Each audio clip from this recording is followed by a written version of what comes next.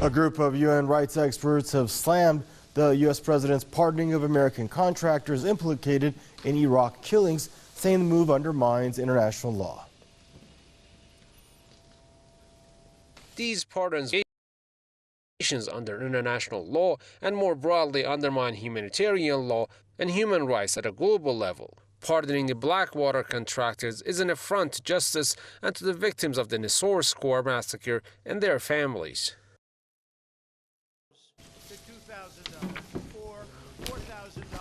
Now, the group stressed the Geneva Conventions oblige countries to hold war criminals accountable for their crimes, even when they're acting as private security contractors.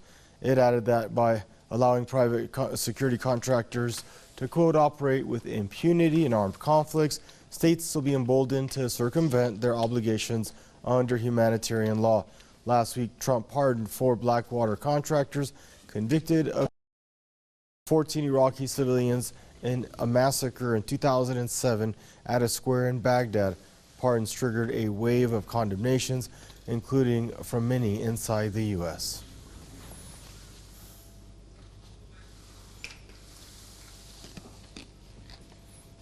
And joining us now for this news review is Frank Emspak, Emeritus Professor from the University of Wisconsin-Madison, and Tony Gosling, investigative journalist, joining us from Bristol. Gentlemen, I'd like to welcome you both to the program. I guess we'll start there in Madison, Wisconsin, with you, Frank. Happy New Year, Merry Christmas. Hope you're safe and doing well. Your thoughts on this, on these pardons? Well, the United States has never agreed to be legally to the jurisdiction of the United Nations or the various criminal courts that exist. For example, we've said that very specifically. So from the United States point of view, we're not subject to anything, and they've made that abundantly clear over many, many years. This is not the first war crimes criminal issue. I mean, we can start with Vietnam, with the Bertrand Russell War Crimes Tribunals, which were held in Sweden. The United States simply, shrugged it off, even though clearly the issues were a really immense use of gas, phosphorus, all kinds of terrible reagents upon the people in Vietnam. This is a continuation of that, because the United States have never recognized the sovereignty or never recognized the impact of the national or international war crimes standards. We've just never done that. So when you talk about humanitarian law, that's something that the U.S. government talks about all the time, but only from the U.S. government's point of view, and has never recognized the international standards. Thank you, Frank. And Tony, I'd like to welcome you to the program. Happy holidays, bud. And Tony, it's a horrible message. A lot of generals are telling the Oval Office that, look, this is not the kind of message we want to send out when it comes to accountability and doing whatever you want with impunity. That's not us. That's not what we stand for. And they're really irate at the U.S. president. Your thoughts on all this?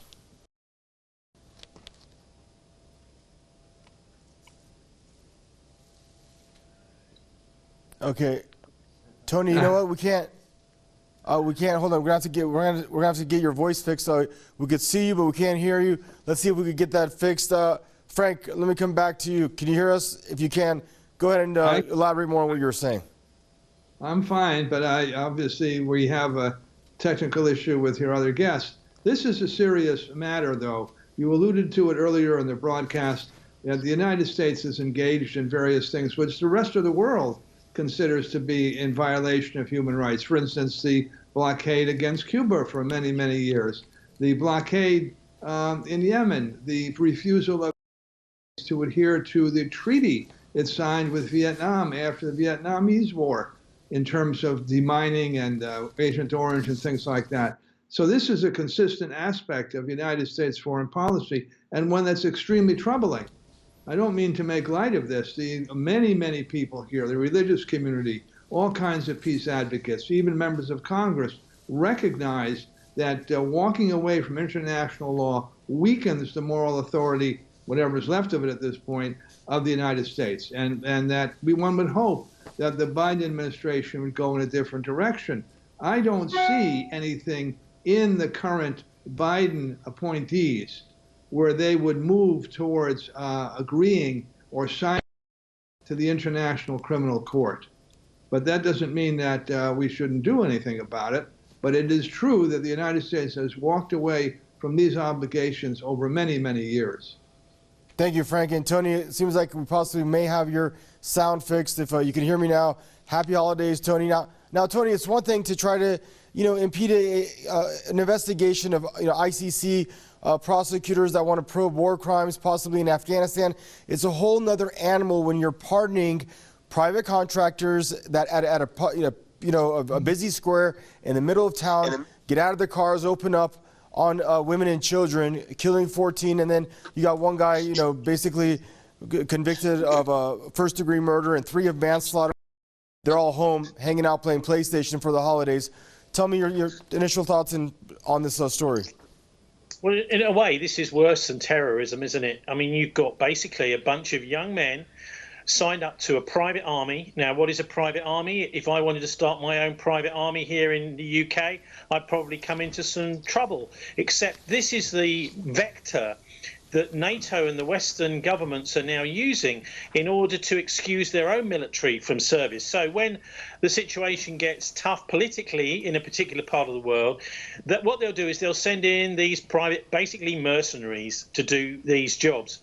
Now, I mean, if Trump was in any kind of wonder boy, like a lot of people seem to paint him out to be, stuck in this either Biden or Trump, dichotomy, which is really an illusion, because the deep state is going to stay in power before and after Trump and Biden. I would like to see him pardoning somebody like Edward Snowden.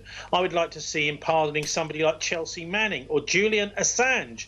We're all very much wanting that here in the UK, waiting, listening. Trump, who are you? Are you? He's got nothing to lose by doing these things. He would get an enormous cachet around the world, but he doesn't do that. He pardons a bunch of basically thugs, and that's all these people were. They weren't even very proficient terrorists. They were just taking random shots for their own amusement, killing people in the streets in Iran. I think it's also worth looking a bit more at this private army, because they keep changing their name, don't they? Blackwater, Eric Prince is Blackwater. We've got, by the way, someone in the Biden administration is very close to the Prince, and there was one in the Trump administration too. So they're going to be being used as private contractors into the Biden administration. I've no doubt about that too. But if you go to Nigeria, you'll find lots of very good evidence that Boko Haram in Nigeria has been basically run by XE, FSG, or whatever you want to call them, Academy, Blackwater. As I say, they keep changing their name. And then when you go a little bit closer to Tehran, to Somalia, back in 2010, Al-Shabaab released a press release and had a press conference where they said Blackwater is in this country and it's recruiting people for a terrorist campaign that it's going to try and blame on Islamists and Islamic people. They released that press release. A guy by the name of Sheikh Ali Deer released that, and by 2014 he'd been assassinated by a drone. So what we're seeing here is these private armies, particularly Blackwater, being used to create not only terrorism, but also to try to blame that terrorism on Islamist groups and to try and get Muslims blamed for what actually a private money in America's doing. And also called people like Oliver North, when he was in charge over there, what he was doing, using drug money to pay for this kind of thing. And I'm quite certain that sort of thing still goes on. So these massive slush funds are built up and deniable operations. Mercenaries have been paid for decades now by the United States with a nod and a wink. And that, I think, is why it's so disgusting to see Trump pardoning these people. These are the very people the world would rest easier if they were in jail. But no, they're the ones to be pardoned, not the likes of Assange, Manning or Snowden. Thank you, Tony. And Frank, we only have about 40 seconds left. It's just ironic that Donald Trump ran this last campaign on law and order president, saying the radical left want to let all these criminals out of prison and pollute your streets with dangerous people. And he's pardoned nothing but thugs and criminals, dangerous people.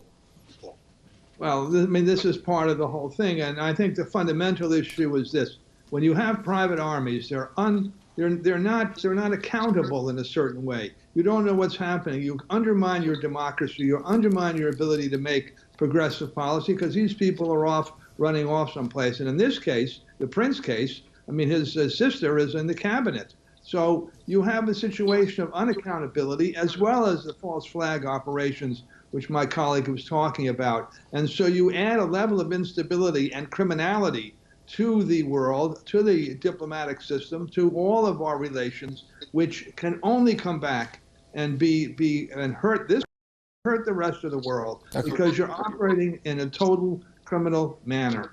Gentlemen, I want to thank you both. Happy holidays. Thank you for joining us until we see both of you again. Frank Amsbach from Madison, Wisconsin, and Tony Gosling there joining us out of Bristol. And viewers, that's a wrap for this segment of your Press TV's News Review. Thank you for tuning in, and goodbye for now.